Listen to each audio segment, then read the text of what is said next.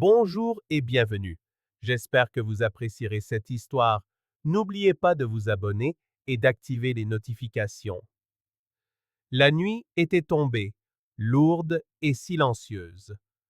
Assis sur le canapé, Blake zappait d'une chaîne à l'autre, la télécommande à la main, sans vraiment prêter attention aux images qui défilaient devant ses yeux. La pièce était plongée dans une pénombre que seule la lueur bleutée de la télévision venait troubler. Dehors, la ville poursuivait son rythme habituel.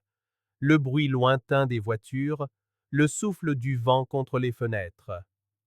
Lorraine avait prévenu qu'elle rentrerait tard. Ce n'était pas inhabituel ces derniers mois. Il lui faisait confiance, ou du moins, il pensait lui faire confiance. Puis le téléphone vibra. Le son déchira le silence. Blake jeta un œil à l'écran, sans urgence. Numéro inconnu. Il songea à ignorer l'appel, mais quelque chose le poussa à décrocher. Allô? À l'autre bout du fil, une voix grave et formelle. Bonsoir, monsieur. Hôpital Saint-Antoine à l'appareil. Êtes-vous un proche de Lorraine Collins? À l'entente de ce nom, son cœur s'emballa. Il se redressa d'un coup, une vague d'inquiétude montant dans sa poitrine. Oui, je suis son mari. Que s'est-il passé? La pause qui précéda la réponse lui parut une éternité. Votre femme a été admise il y a quelques minutes. Elle a été retrouvée inconsciente dans un motel, en compagnie d'un autre homme. L'estomac de Blake se noua. Un instant, il crut avoir mal entendu. Quoi? Sa voix sortit rauque, presque un murmure. Elle est déjà prise en charge, ne vous inquiétez pas. Nous voulions simplement vous informer et vous demander de venir. L'appel prit fin, mais une phrase résonnait en boucle dans la tête de Blake. Retrouvé dans un motel, en compagnie d'un autre homme. Le monde se mit à tanguer autour de lui. La télécommande lui glissa des mains et tomba sur le sol avec un bruit sourd. Mais il le remarqua à peine. Son univers venait de s'arrêter. Tous les détails des dernières semaines lui revinrent en mémoire comme un torrent. Les messages de Lorraine se disant débordés au travail, cette nuit où elle était rentrée tard pour filer directement sous la douche, le manque de communication pendant la journée. Tout prenait sens, comme les pièces d'un puzzle cruel qu'il n'avait jamais voulu assembler. Il se leva brusquement, le sang bouillonnant dans ses veines. Il devait aller à l'hôpital. Il devait voir de ses propres yeux. Il attrapa ses clés de voiture et sortit en trombe, sentant à peine le froid de la nuit, alors qu'il traversait le jardin pour monter dans sa voiture. Le moteur rugit. Bientôt, il filait sur la route, bien plus vite qu'il n'aurait dû. Le trajet fut un tourbillon confus. Chaque feu rouge semblait une éternité. Les lumières de la ville défilaient, mais dans son esprit, le temps s'étirait, écrasé sous le poids de la trahison. Un homme et une femme, dans un motel. Il se raccrochait à l'idée d'une erreur, d'un malentendu, d'une explication rocambolesque qui transformerait tout cela en un terrible quiproquo. Mais au fond de lui, il savait qu'il n'y avait qu'une seule vérité. Quand il aperçut enfin le bâtiment illuminé de l'hôpital, son cœur se remit à battre la chamade. Il se gara à la hâte et se dirigea d'un pas rapide vers l'accueil. L'infirmière le regarda avec un air professionnel, mais Blake savait qu'elle avait déjà vu cette expression sur d'autres visages. Lorraine Collins, dit-il, la voix ferme mais tendue. Elle tapa sur son clavier. Chambre 312, troisième étage. Il hocha la tête sans même la remercier et s'engouffra dans l'ascenseur, appuyant violemment sur le bouton. Tandis que les portes se refermaient, la colère et la douleur s'entrelaçaient en lui comme un poison. Il ignorait ce qu'il allait découvrir, mais il savait que plus rien ne serait jamais comme avant. Les portes de l'ascenseur s'ouvrirent dans un léger sifflement qui, pour Blake, fut assourdissant. Il sortit, ses pas résonnant sur le sol froid de l'hôpital. Le couloir était baigné de cette lumière blanche et impersonnelle, et l'odeur d'antiseptique flottait dans l'air. Chambre 312. Chaque numéro de porte semblait ralentir sa progression jusqu'à ce qu'il trouve enfin la bonne. Il prit une profonde inspiration avant de tourner la poignée. Lorraine était allongée dans un lit. Elle était pâle, épuisée, mais consciente. L'espace d'un instant, quand leurs regards se croisèrent, Blake y vit de la peur, peut-être de la culpabilité. Mais la seconde d'après, elle parut se ressaisir, se redressant légèrement comme pour reprendre le contrôle. « Blake ?» dit-elle d'une voix rauque, hésitante, mais teintée d'une fausse surprise. Il ne répondit pas. Il la fixait, essayant de reconnaître la femme qu'il pensait si bien connaître quelques heures plus tôt. Lorraine porta une main à son front et soupira. « Je ne sais pas ce qui s'est passé. J'étais au travail et soudain, je ne me souviens de rien d'autre. Je me suis réveillée ici. » Blake sentit le sang lui monter à la tête. Elle mentait, avec autant de naturel que si elle décrivait son petit déjeuner. Il croisa les bras, gardant une voix stable. « On t'a retrouvé dans un motel, Lorraine, avec un autre homme. » Elle marqua une hésitation d'une fraction de seconde, mais elle avait déjà préparé son prochain mensonge. « Un motel? Ça n'a aucun sens. » Elle eut un rire nerveux, mais son expression se figea en voyant que Blake ne réagissait pas. Il n'était pas là pour assister à un spectacle. Un silence lourd s'installa. « Les médecins m'ont tout dit, » reprit-il, sa voix plus froide qu'il n'aurait jamais cru possible de l'utiliser avec celle qu'il avait, jusqu'à ce soir, appelée sa femme. « Vous avez été retrouvés évanouis, lui et toi.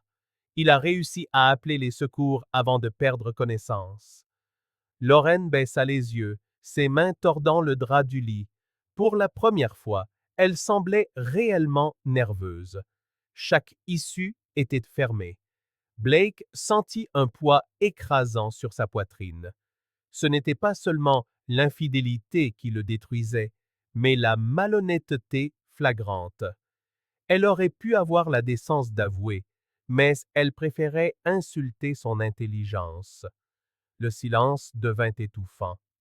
Lorraine ouvrit la bouche, peut-être pour tenter une nouvelle fois de défendre l'indéfendable, mais avant qu'elle ne puisse parler, la porte s'ouvrit.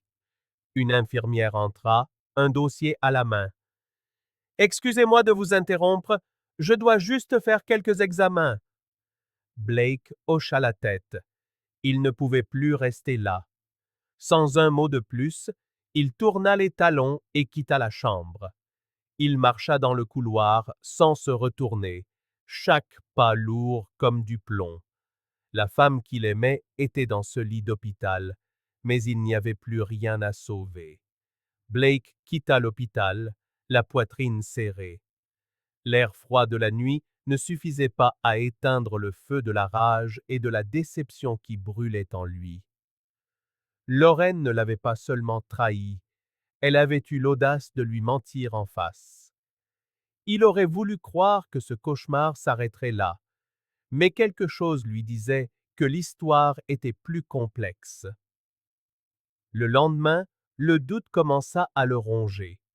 Certains détails ne collaient pas. Comment Lorraine et cet homme avaient-ils pu perdre connaissance en même temps? Et comment son amant avait-il pu appeler les secours juste avant de s'évanouir? Quelque chose clochait. L'après-midi même, un appel inattendu vint confirmer ses soupçons. « Monsieur Collins, Ici l'inspecteur Wilson de la police locale. Nous enquêtons sur l'incident impliquant votre femme. Blake fronça les sourcils, un frisson parcourant son échine. Que se passe-t-il? Nous avons trouvé des substances étranges dans les analyses de votre femme, ainsi que dans celles de l'homme qui l'accompagnait. Au début, nous pensions à une surdose accidentelle, mais nous avons découvert que la nourriture qu'ils avaient commandée au motel avait été empoisonnée. Quelqu'un a mis quelque chose dans leur dîner. Blake resta silencieux un instant, décontenancé. Qu'est-ce que ça veut dire?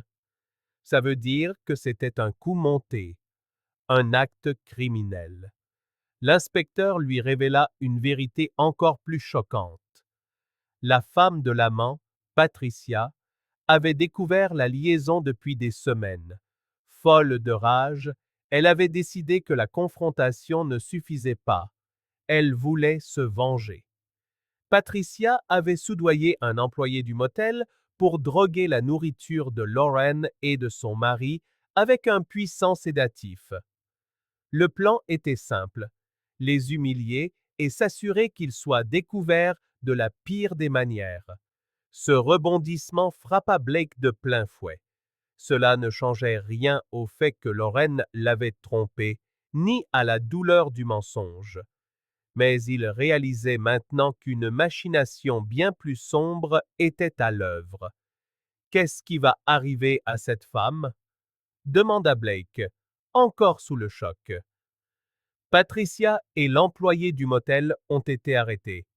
Ils seront accusés d'empoisonnement avec préméditation, mais nous aurons besoin du témoignage de votre femme dès qu'elle ira mieux. Blake respira profondément. Son esprit était en plein chaos. Il était toujours furieux contre Lorraine, mais une pointe de pitié se mêlait désormais à sa colère. Elle était tombée dans son propre piège, victime de la liaison qu'elle avait elle-même choisie. Il raccrocha, le cœur lourd. La vérité était encore plus laide qu'il ne l'avait imaginé. Lorraine passa une semaine de plus à l'hôpital. Pendant ce temps, Blake ne lui rendit pas une seule visite. Pas un message, pas un appel. Non par désir de la punir, mais parce qu'il savait qu'il n'y avait plus rien à dire. Il prit sa décision. La tromperie avait brisé la confiance, mais le mensonge avait scellé le destin de leur mariage. Le troisième jour de son hospitalisation, il engagea un avocat. Il voulait que tout soit réglé rapidement, proprement. Il demanda les papiers du divorce, sans dispute ni discussion. La maison semblait plus vide que jamais. Ce n'était pas l'absence de Lauren qui rendait le silence si lourd, mais la douleur de la désillusion. Lorsque l'hôpital autorisa enfin la sortie de Lauren, Blake l'attendait, pas pour la ramener à la maison. Il se tenait dehors, à côté d'un taxi, ses valises et une enveloppe brune à la main. Quand Lauren franchit les portes, elle parut surprise de le voir. Peut-être croyait-elle qu'il lui donnerait une chance de s'expliquer. Mais l'espoir qu'elle nourrissait s'évanouit en voyant les valises et l'enveloppe. Elle s'approcha, hésitante. Qu'est-ce que c'est? Blake lui tendit l'enveloppe. Les papiers du divorce. Tout est prêt. Elle cligna des yeux, comme si elle ne pouvait y croire. Je ne peux pas rentrer à la maison?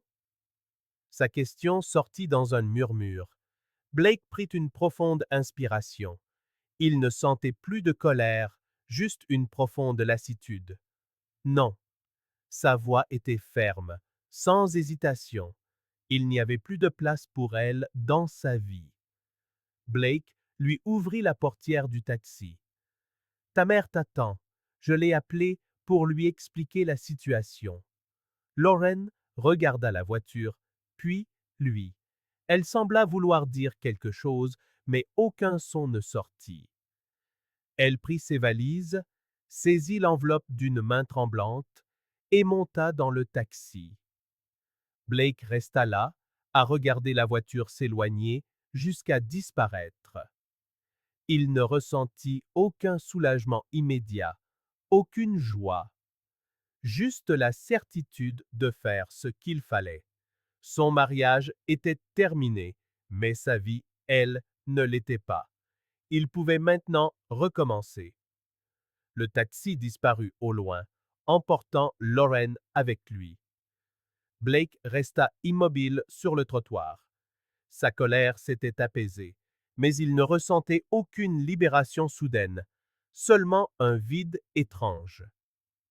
Pendant des années, il avait cru que leur mariage était éternel. Finalement, ce n'était qu'un mensonge qui avait duré trop longtemps. Il monta dans sa voiture. Le trajet du retour fut différent. Pour la première fois, il rentrait en sachant qu'il n'y avait plus de nous. Il n'y avait que lui. En entrant dans la maison silencieuse, il sentit un poids sur sa poitrine. Chaque coin de la maison ravivait un souvenir. Il se dirigea vers le salon et s'arrêta devant une photo encadrée. Leur mariage. Lui et Lauren, souriant, sans la moindre idée de ce que l'avenir leur réservait. Il sentit une boule se former dans sa gorge, non pas parce qu'il l'aimait encore, mais parce qu'il pleurait ce qui aurait pu être. Sans hésiter, il ouvrit un tiroir, en sortit une boîte en carton et commença à y ranger tout ce qui lui rappelait Lauren. Photos, mots, petits cadeaux. Un à un, ils disparurent dans la boîte. Quand il eut terminé, il referma le couvercle, sortit et déposa la boîte près des poubelles.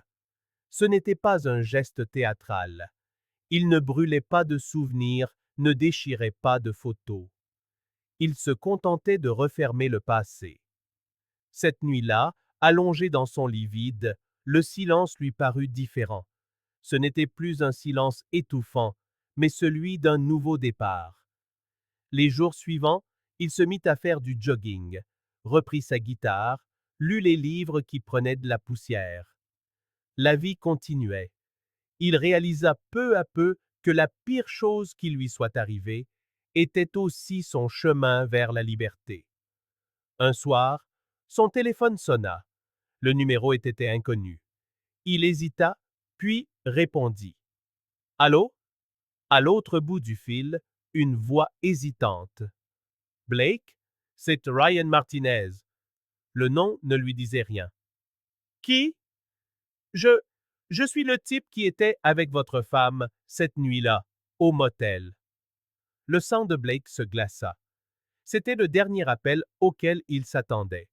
Son premier réflexe fut de raccrocher, mais il ne le fit pas. Pourquoi m'appelez-vous?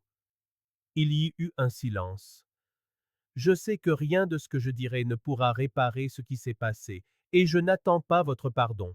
Je voulais juste vous dire que je suis sincèrement désolé, et je voulais que vous sachiez qu'il y a bien plus que ce que vous croyez. Le ton de Ryan était étrange, pas seulement coupable. C'était un avertissement. Que voulez-vous dire? Ryan hésita, puis se lança. Je travaillais avec Lauren, et je pensais être le seul. Le cœur de Blake martela sa poitrine. De quoi parlez-vous? Elle a une réputation, mec. Tout le monde au bureau savait qu'elle couchait avec plusieurs types. Il n'y avait pas que moi, des collègues, des superviseurs, parfois même des clients. Un silence glacial s'installa. Blake eut l'impression que le sol se dérobait sous ses pieds. Il savait qu'elle l'avait trompé une fois, réalisé qu'elle l'avait fait à plusieurs reprises et que des gens le savaient, rouvrit la plaie encore plus profondément. Il avait cru que c'était une terrible erreur, une seule fois. Il comprenait maintenant qu'il avait été trompé pendant bien plus longtemps. Quand il retrouva enfin sa voix, elle était tremblante d'incrédulité. Pourquoi me dire ça maintenant? J'ai appris que vous vous étiez séparés. Je ne voulais pas que vous fassiez l'erreur de retourner avec elle, si jamais vous envisagiez de lui donner une seconde chance. Je voulais que vous sachiez tout.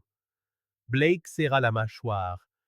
Je n'ai jamais envisagé de lui pardonner. Tant mieux, dit Ryan semblant soulagé. Parce que si c'était le cas, je voulais être sûr que vous sachiez exactement qui elle est. Chaque mot était un coup porté à sa dignité. Vous n'étiez pas obligé de me le dire, dit Blake d'un ton neutre. Si, je le devais. Je sais que j'ai été un salaud, mais je ne voulais pas vous laisser dans le doute. Maintenant, vous savez qui elle est vraiment. Quelques secondes de silence s'écoulèrent. Finalement, Blake laissa échapper un long soupir. Puis, sans attendre, il raccrocha. Il resta assis, sentant la brise fraîche du soir sur sa peau, l'estomac noué. Mais au fond de lui, il savait qu'il avait eu besoin d'entendre ça. Plus que jamais, il était certain que Lauren était un chapitre clos. Merci d'avoir écouté cette histoire. Si elle vous a plu, n'oubliez pas de vous abonner à la chaîne et d'activer les notifications pour ne manquer aucune de nos prochaines publications. À très bientôt.